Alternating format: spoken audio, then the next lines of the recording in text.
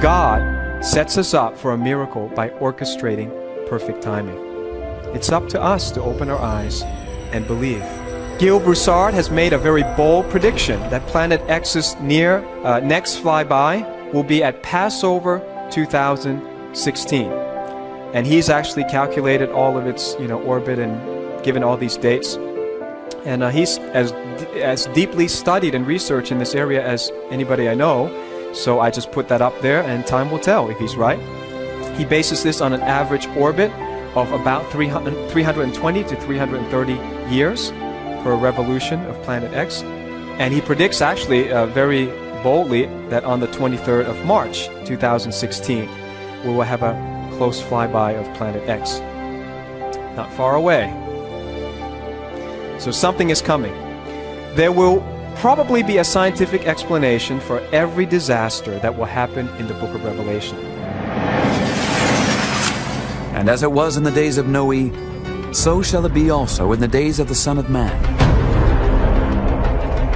They did eat, they drank, they married wives, they were given in marriage until the day that Noe entered into the ark, and the flood came and destroyed them all.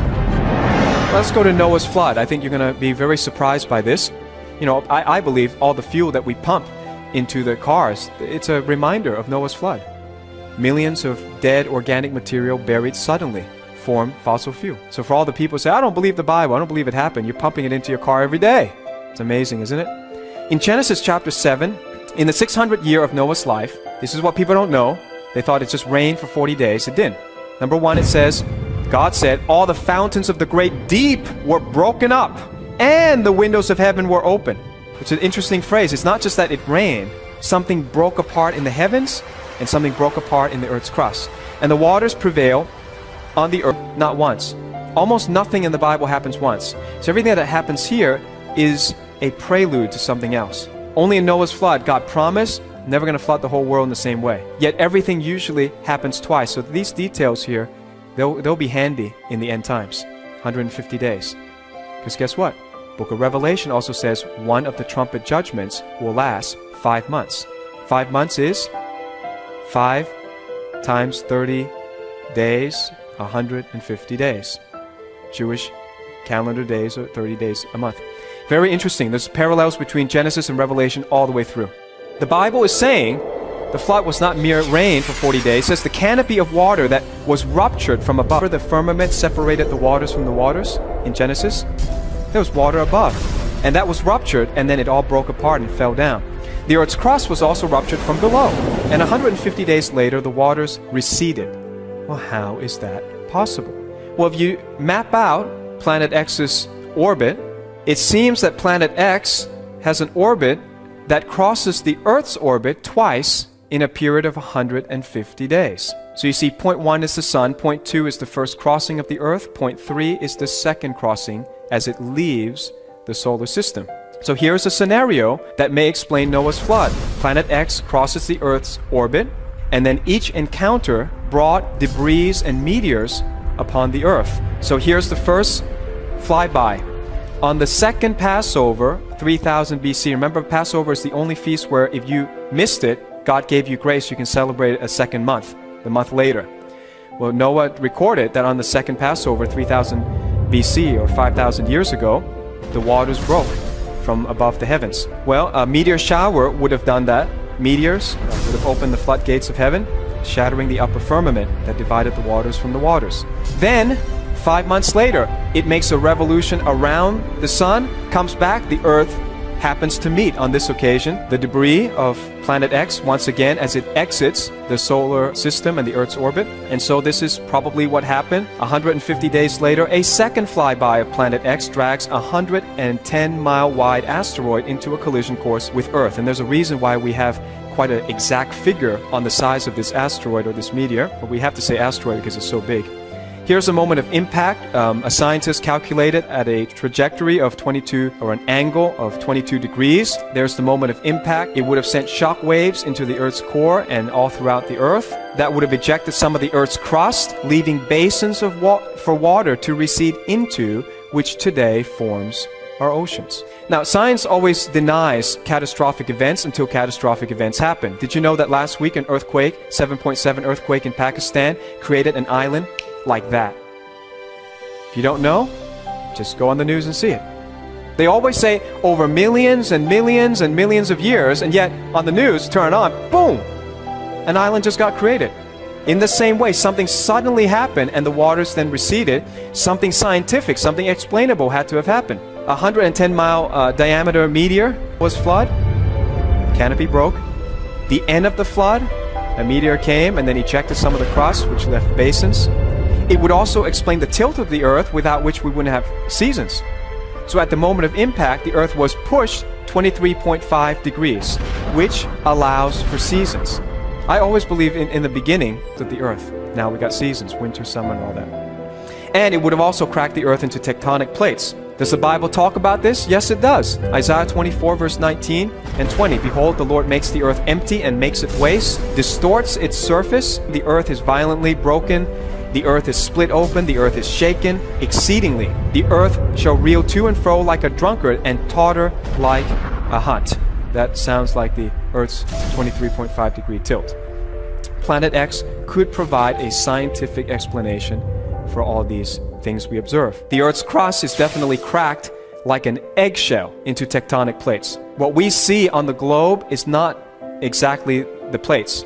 Underneath, they're all cracked. Now, one problem a scientist had with this was that if such a large impact had occurred, the amount of heat that would have been generated would have wiped out all life. That's just the physics of it. And so this person who didn't believe the Bible challenged this other scientist who believes the Bible and says, well, you got a heat problem.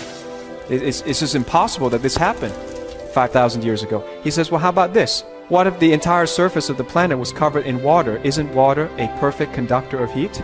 Would have absorbed all the heat. In fact, I saw on the news today, global warming scientists, because they're having a real hard time now explaining global warming. They're saying, oh, well, the ocean is such a good conductor of heat.